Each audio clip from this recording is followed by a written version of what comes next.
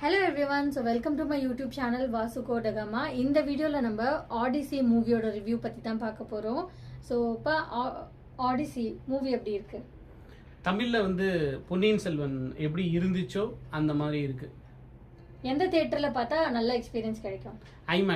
IMAX Epic அல்லது இது ரெண்டும் கிடைக்கிறது கஷ்டம். அப்படி இல்லைன்னா பக்கத்துல இருக்கிற நல்ல ஆடியோ வீடியோ இருக்கிற ஒரு நல்ல தியேட்டர்ல. மூவி எவ்வளோ லென்த்தா இருக்கு? 3 மணி நேரம் படம். போர் அடிச்சுதா எங்கேயாச்சும்? எங்கேயுமே போர்லாம் அடிக்கல. இது நம்ம சின்ன வயசுல இருந்தே நமக்கு கதைகள் கேட்கறதுக்கு பிடிக்கும்ல.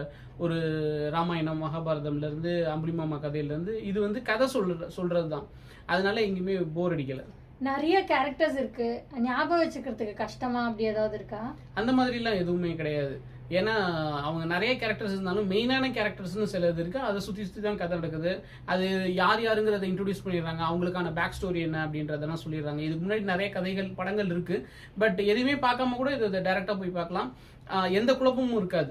நமக்கு பொன்னியின் செல்வன்லயுமே நிறைய கேரக்டர்ஸ் இருக்கும், பட் எதுவுமே கன்ஃபியூஸ் ஆகாதுல. அந்த மாதிரி இதுலயும் எந்த கன்ஃபியூஷனும் கிடையாது. ஓகே, ஸ்டோரியோட ஒன் லைனர்னா என்னன்னு சொல்லலாம்? வீடு திரும்புதல் அப்படின்னு சொல்லலாம். எஸ்ரா ராமகிருஷ்ணன் சொல்லுவாரு, இந்தியா உலகத்தோட மிகப்பெரிய காப்பியங்கள் எல்லாமே வீடு திரும்புதல் அப்படிதான். அதாவது ராமாயணம் ராமர் வனவாசத்துல இருந்து வீடு திரும்புறது, பாண்டவர்கள் மகாபாரதத்துல வனவாசத்துல இருந்து வீடு திரும்புறது. அந்த மாதிரி இதுல போருக்கு போற ஒரு வீரன் வீடு திரும்புதல் தான் இந்த படத்தோட ஒன்லைனர். ஓகே, மூவி பார்க்க எப்படி இருக்கு? பிரம்மாண்டமா இருக்கா? நம்ம எப்பவுமே இந்த நம்ம ராஜமௌலி படங்கள்லாம் பார்த்திருப்போம், அந்த மாதிரி இருக்கா? அதை விட பிரம்மாண்டமா இருக்கா? அதை விடவுமே பாகுபலியுக்கும் அடுத்த லெவல், பொன்னியின் செல்வனுக்கும் அடுத்த லெவல் அப்படின்னு சொல்லலாம். மூவில ரொம்ப மெஸ்மரைஸ் பண்ண இல்ல ரொம்ப சர்ரியலான மொமெண்ட்னா என்ன?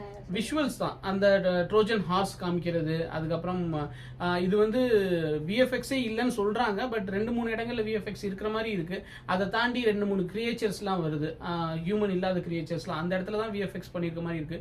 பட் 3500 வருஷத்துக்கு முன்னாடி இருக்கிற ஒரு லேண்ட்ஸ்கேப்பை இப்ப ரியல் லொகேஷன்ல போய் எடுக்கிறதுங்கிறது ரொம்ப சவாலான விஷயம். அது சிறப்பாகவே பண்ணியிருக்காங்க. விஷுவல்ஸ் தான் மெஸ்மரைசிங்கா இருக்கு.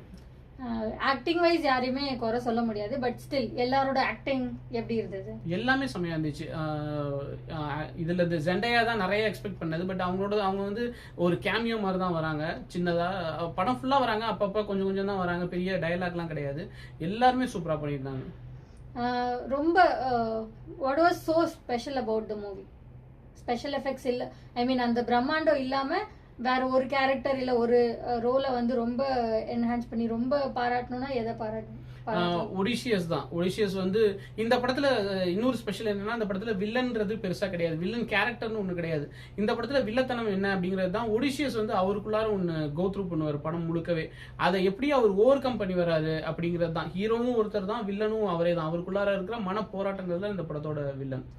ஒரு டிபிக்கல் கிறிஸ்டோபர் நோலன் மூவி மாதிரி தான் இருந்ததா?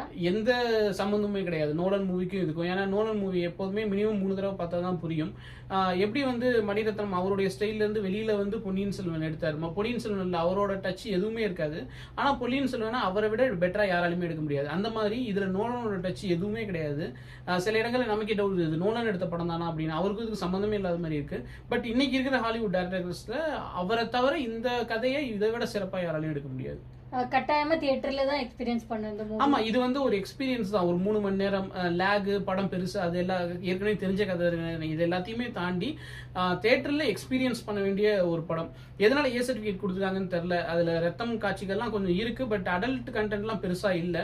பட் வாய்ப்பு இருந்தா ஃபேமிலியோடவே தியேட்டர்ல போய் பார்க்கலாம். 10க்கு எவ்வளவு ரேட் பண்ணுவீங்க? 10க்கு என்ன பொறுத்த வரைக்கும் 11 தரணும். மேக்ஸிமம்னா 10. Okay, thank you.